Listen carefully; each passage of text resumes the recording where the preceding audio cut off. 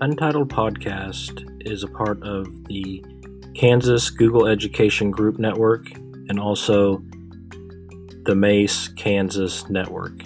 You can find more information about episodes and guests at www.untitledpc.net. Welcome to Untitled Podcast. My name is Travis True. And I'm Carol Nelson.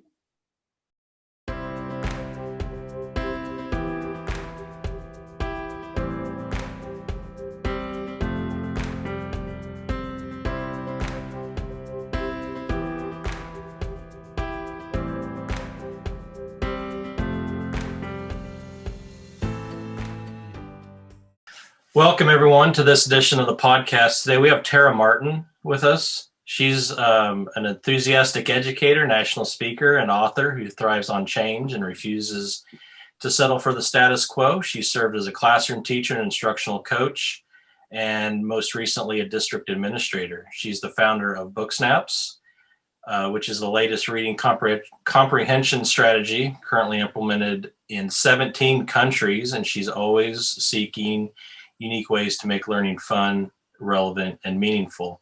Tara is the author of the inspirational book, Be Real, Educate from the Heart, and Cannonball In, a motivating children's book illustrated by Genesis Kohler. Tara firmly believes machines and artificial intelligence will never replicate the individual's real identity, the unique strengths, talents, and life experiences of every human.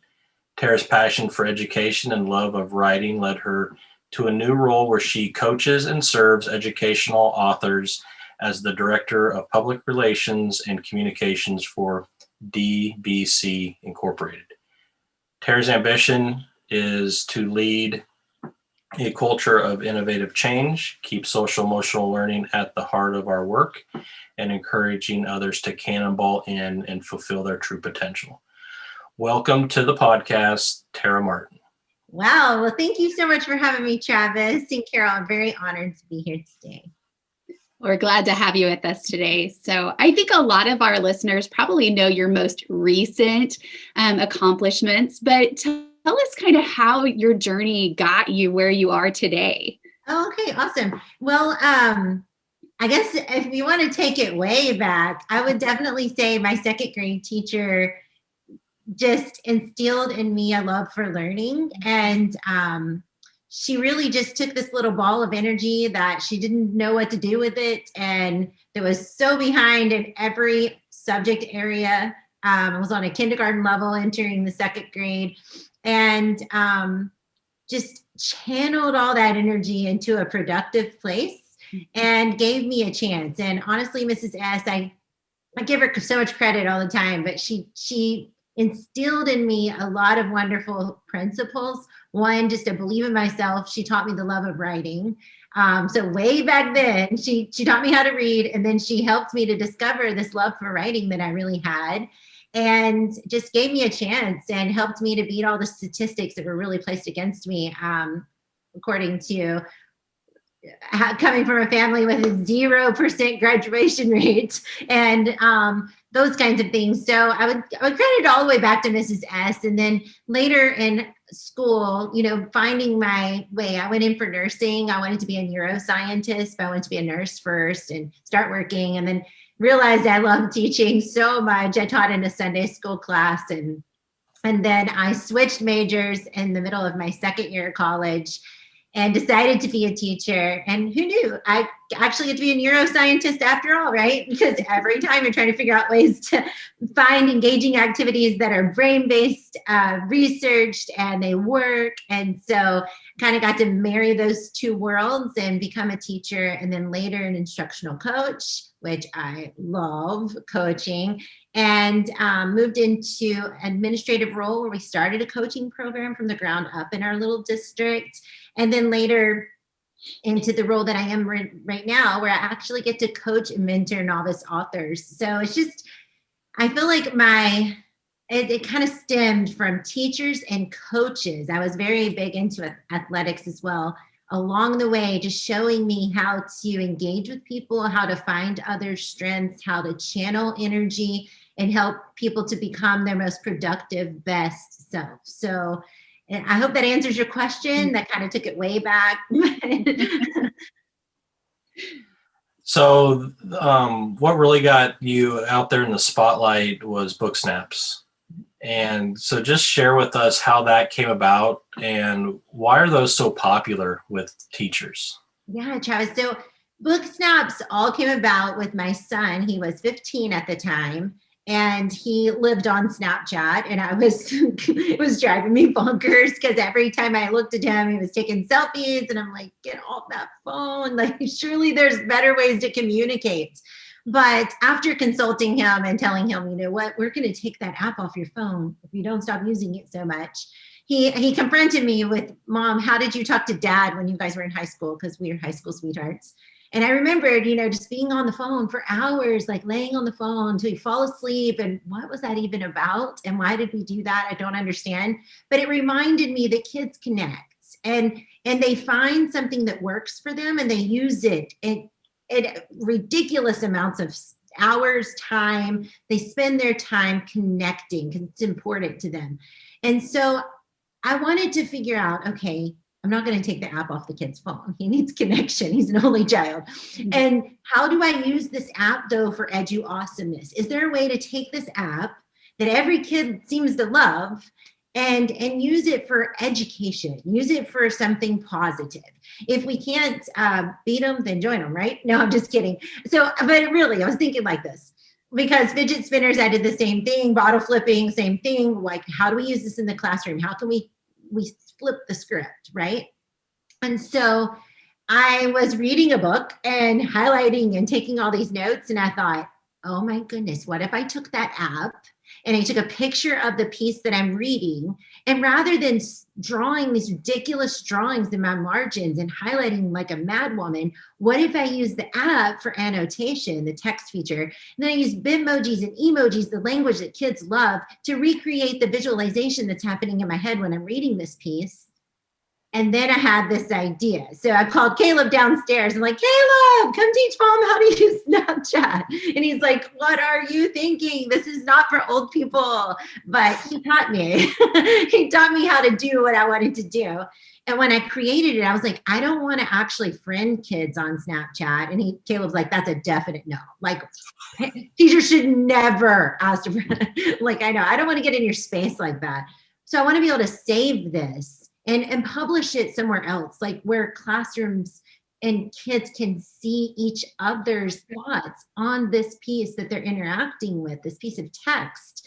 And Caleb's like, well, you just save the image. And he showed me how. And then we uploaded it into a Padlet or our classroom Twitter hashtag, or, any other Seesaw, any other digital platform to where your students are all together. And what we found is we were all creating book snaps. Like, once I tried this with students, we were all creating book snaps of the same piece. Like, we all read the same chapter, but what we thought and how we envisioned it and how we made the real connection with the text was all uniquely different. Not one single book snap has ever been the same when I've done this activity with students. And the reason behind that, it all goes back to REAL, the acronym, being relatable, exposing vulnerability, approachable, and learning through life. Because when we bring all of our real experiences, our real interests, our real passions to the content that we're learning in the classroom, it doesn't look the same. We interpret it just a little bit different. And that's actually okay, because if we don't want everybody to be fitting inside of a box. And so book snaps just became this thing. I put it out there on Twitter. And then everybody just, and Dave Burgess saw it because I was reading his book. So I tagged him. I had no idea who he was. I work for him now. So it's a very strange relationship. That's how we met. We met through a book snap.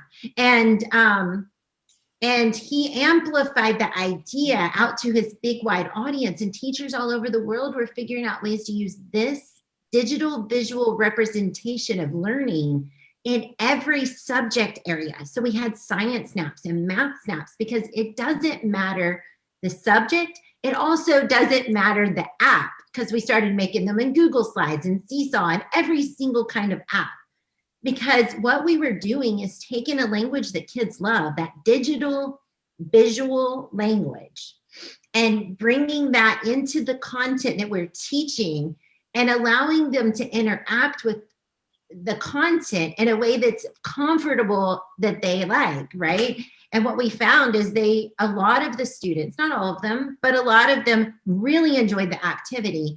And not only that, they remembered the stuff that they were creating around. So like if you did a beginning, middle, end of a book, they would remember content around the beginning, middle, and end of where they made those book snaps, because they interacted with that content and it took it out of the working memory into the long-term memory. So that's a really short version of book snaps, but that's why it works. That's why it's considered a comprehension strategy. And that's how it got on the Common Core website. It just works. and it all comes from speaking the kids' language, but also the science behind interacting with content.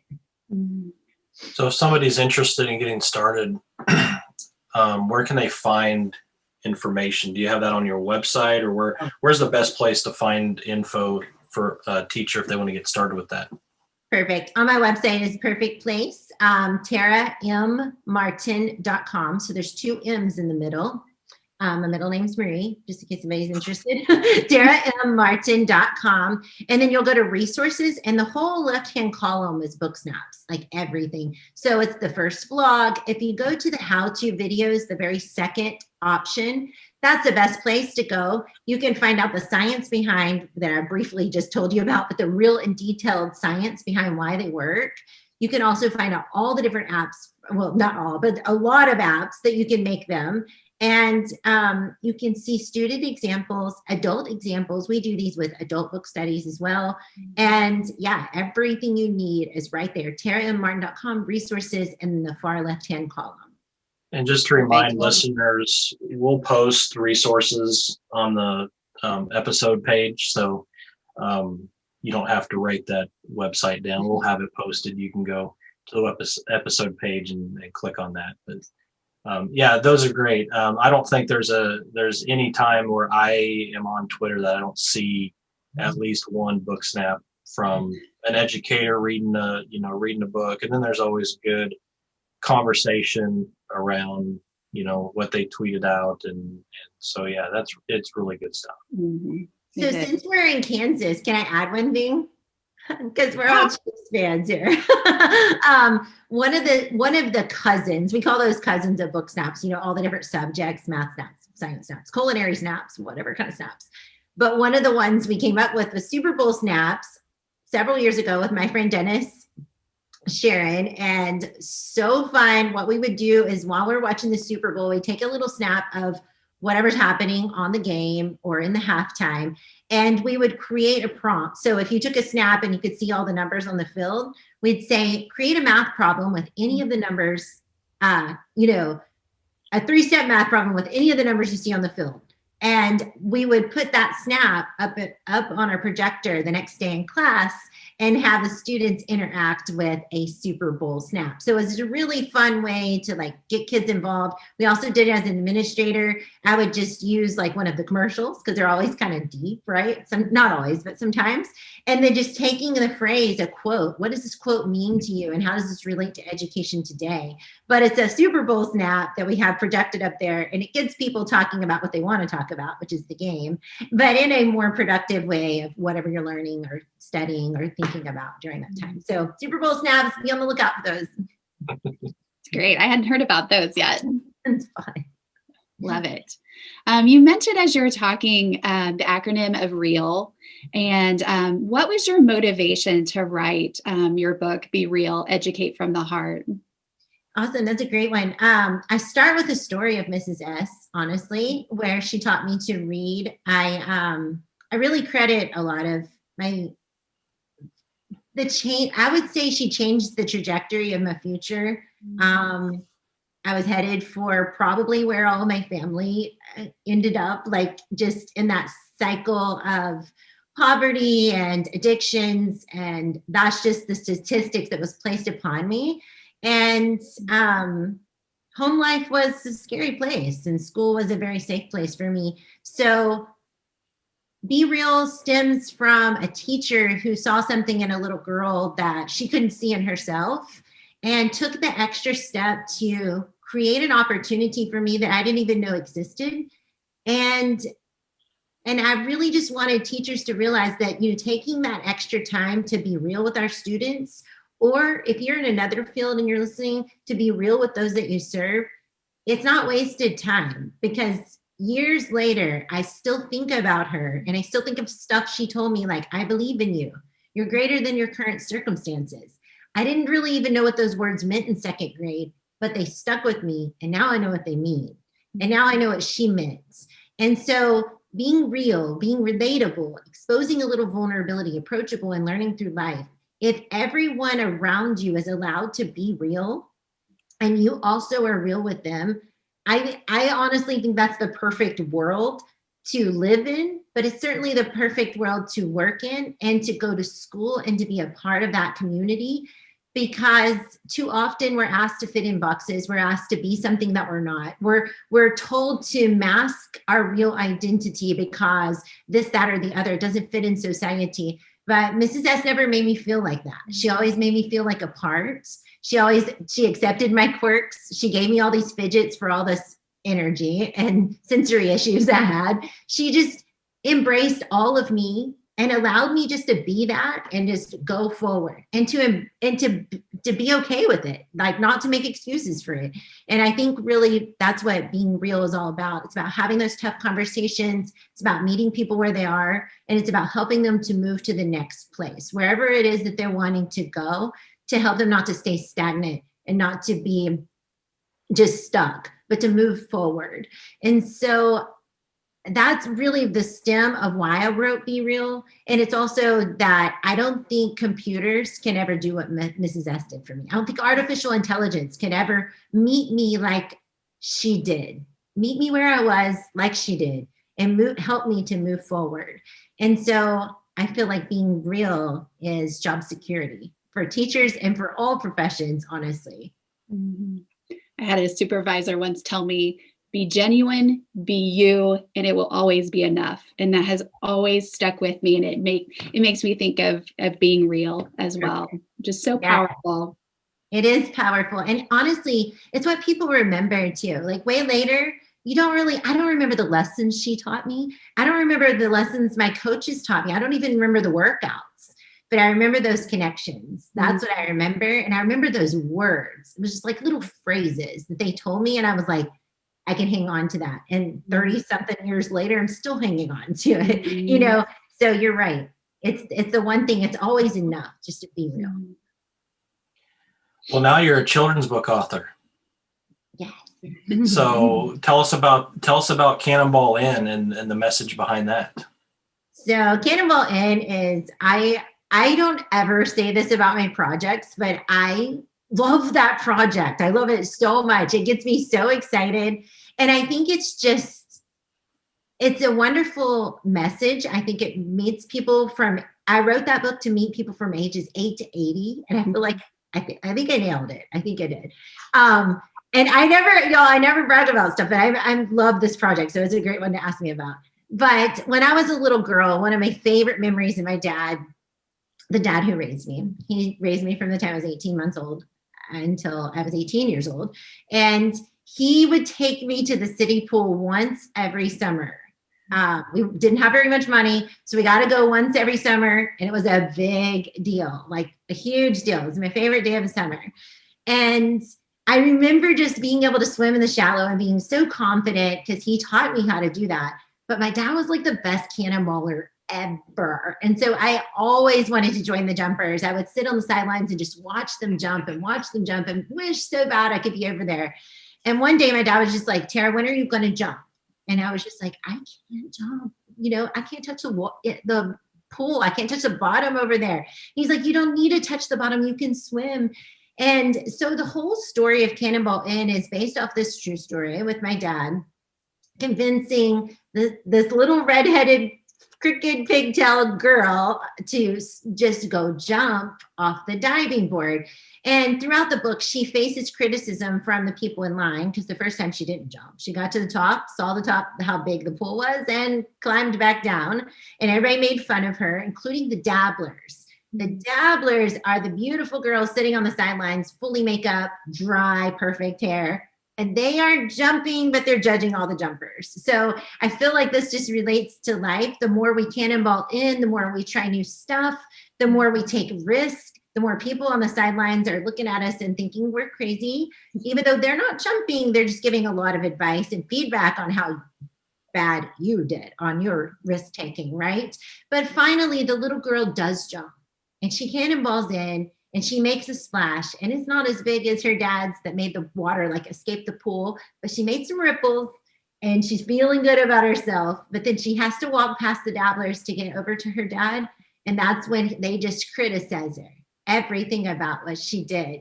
And so the book goes through dealing with your inner critic, but also goes through dealing with the dabblers in the world and how they will try to stifle your growth, because she wanted to go back to the shallow end, her safe zone, and just stop jumping, even though she loved it. And she felt so confident when she did it. It didn't matter. A few little stings from a few little comments singed her confidence immediately. She didn't want to do it any longer. And her dad told her, and this is true, my dad told me this, told her this one line that like has stuck with me for all these years. And in the book, the little girl just got that confidence back. And this is true. He said, listen to me. The dabblers aren't jumping. They're not even wet. Why do they get to decide they don't get to decide how it feels to be a jumper. He said, don't listen to them. You weren't born to sit on the sidelines and watch the jumpers. You were born to jump. And when he told me you weren't born to sit on the sidelines and watch the jumpers, you were born to jump, something about that phrase has stuck with me forever. And it just reminds me that anything I want to do, I can do it. I don't have to wait for permission. I don't have to listen to all the critics. I can just go and make a splash. Sure, my splash did not make the water escape the pool, but it doesn't matter. It made waves. It made ripples. It made movement. I didn't sit around and wait on other people to do stuff that I was anxious and excited to be able to do. And so the message is all about doing those things, cannonballing in, trying it. If you know how to swim, you're going to know how to swim in the deep end. If you know how to teach, you're going to know how to teach in the hybrid session. You're going to know how to teach it virtually. You know how to teach. You know how to reach kids. If you know how to be real, you know how to be real in all these different settings. We need to quit limiting ourselves and go ahead and jump, because that's what we were born to do. And at the very end of the book, it comes full circle. The little kids in the shallow end, they're like, hey, that was the best cannonball ever. And she was like, me, my ripples, the best cannonball? Like, what are you talking about? And they were like, no, really, I've always wanted to do that, but I'm so scared. And they were having the same kind of feelings she was having. And she said, come, let's cannonball in together. And that's what it's all about. It's about taking these risks, jumping in on those things you're passionate about, and being that example for all the people that are watching you. And if you're a teacher listening, you are that example for all your students, and they are watching you, and you are making the best cannonball ever to them. So keep doing it, because then they can go and they can cannonball in, and then everybody is trying these new things and being the best version of themselves, because they're not scared of all these limiting factors that try to push them down. So I was fortunate enough to listen to you at the Greenbush conference a couple years ago. I think the years are so long now, I don't remember exactly how long ago that was. 2020 was 5 years. Yeah. But, you told that story, and your first book, Be Real, and then the Cannonball, especially the Cannonball Inn, really stuck with me, and that whole message. And that's kind of how this whole podcast got started, really, is after listening to you. And, everybody has an idea, could be in the classroom, or for, you want to start a classroom website, or you want to try this project in class, but they can't get beyond their fears of failing, and and there's other things holding them back. And so the whole message around the Cannonball Inn just do it, because you're not going to know if it's going to be successful or not unless you just get up there and jump in with both feet. And that's a message that I try to share with teachers in my district that I work with, that are maybe, when we went to hybrid, and they're just scared because they haven't used the technology. That's a lot of unknowns. And it's like, there's people you got to trust, and you just got to jump in and do it. And that an example of that is this podcast. It's been an idea for a long time of mine. And then just one day I decided, you know what, we're just going to do it. And we've had some great feedback from the listeners and the people that we've interviewed. So I appreciate you telling that story and the message behind that, because that's one that really has stuck with me, and that I share as much as I can with people. Well, go ahead, Carol. No, I was just saying the same thing. It was very encouraging, a good reminder. And Travis just pulled me into the cannonball with this. So we cannonballed in together, but it was him asking, and kind of like that. I was over in the little shallow, and he, pulled me into it. So I love it. And I think it just relates to so many things. I mean, it can even be personal. Mm-hmm. It doesn't even have to be a professional thing that you're wanting to cannonball in and try. But there's it doesn't matter how old you are either. We are always having these ideas, but rather than just thinking about them, why don't we just go try it? I mean, if you know the foundational skill, we always have somewhere where we can start and then just get out there. Did I belly bust some summers? Oh my goodness, yes. I mean, sometimes you have belly busters, right? That's just part of it. But you made a splash, you made waves, you did something, and you learn from it and you move on. And I think just helping foster that in the classroom is huge, because as a little girl, I always wanted to get everything perfect. If I couldn't do it perfect, once I figured out how to read and actually learn, I actually never struggled in school after that. But then I was a ridiculous perfectionist to a fault. And it's kind of carried over. It definitely has carried over into my adulthood too. But I think if we can ever foster that, you know what, we can be innovative and we can try these things, and we don't actually have to do it perfect. It's okay to mess up a little bit, do it again, climb that ladder again, run, grab your knees just a little sooner, make that splash so it doesn't hurt, swim up quicker so you don't feel like your temples are going to explode from blood pressure in your mind. We just get better and better the more we do it. And so helping foster that in the classroom would be ideal. So when the kids go out into the world, we get hit with a global pandemic, heaven forbid, they're ready for it, right? They're ready for this. Okay, we got to change. We got to do things a little bit differently, but it's okay. We have these foundational skills. We just move this over here. We just change this up a little bit. And so it kind of helps us to move forward when it comes to innovation too. And speaking of the global pandemic, this is a question that we have asked everyone that comes on, and trying to take kind of more of a positive spin on what we've been dealing with COVID. Something positive that you'll take away that you've learned or started to do during this period that you'll continue forward. Yes. So for me, being home with my family has been so lovely. when the pandemic first started, it was spring.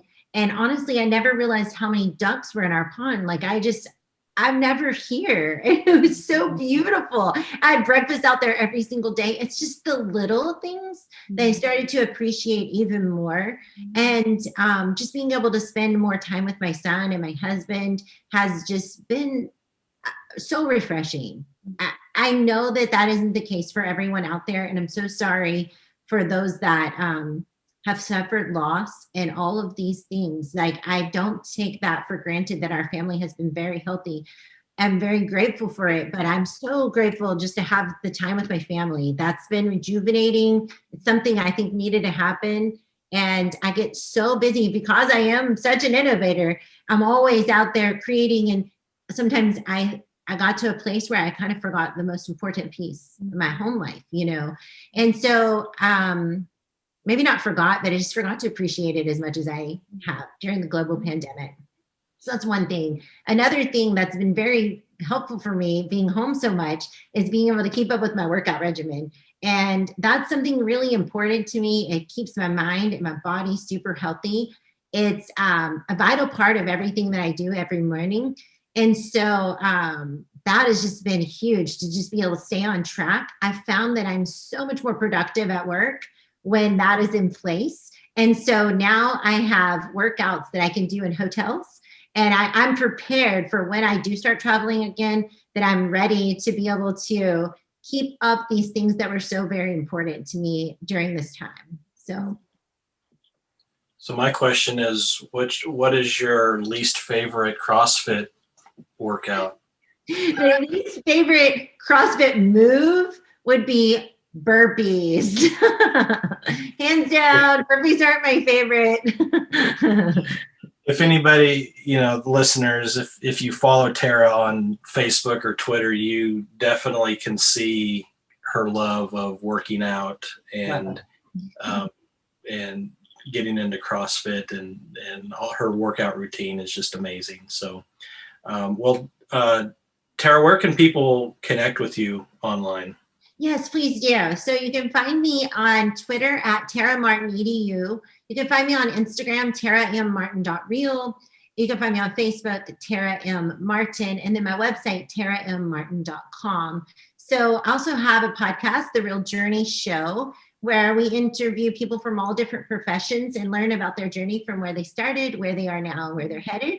And I have a YouTube channel too, Keep It Real with Tara. So any of those, would love to have you join me. All right. And just a reminder, we'll post all those links to all those platforms on the show notes for this episode. But we want to thank you again, Tara, for coming on, sharing your story with everyone. Thank you so much for having me. It's been such an honor. I love working with Kansas educators too. I think we're the best. No, just kidding. I think all educators are the best. I just think Kansas, they're my people. So thank you so much for having me. I'm very honored. All right. And then, so until next time, everyone, we'll see you on our next episode.